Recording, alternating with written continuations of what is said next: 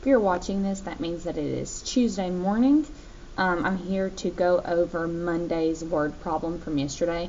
Now you can watch this and you can check to see if you got the right answer, but if you do not have the right answer, you cannot go back and change your answer because I've already checked your work because now it's Tuesday morning.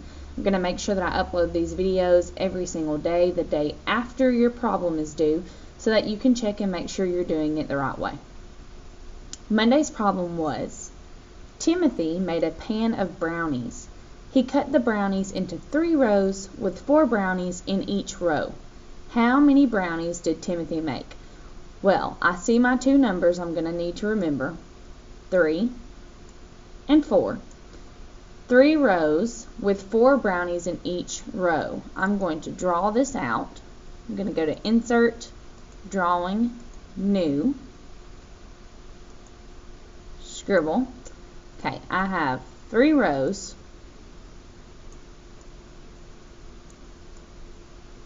And I have 4 brownies in each row. So row 1 has 1, 2, 3, 4. Row 2 has 1, 2, 3, 4. And row 3 has 1, 2, 3, 4. This is his brownie pan right here. 3 by 4. And I have 1, 2, 3, 4, 5, 6, 7, 8, 9, 10, 11, 12 brownies. Now if you wanted to draw it out like this, that's awesome. If you just saw it as 3 times 4 equals 12, that is okay too. Just make sure that you showed me your work. I'm going to save and close.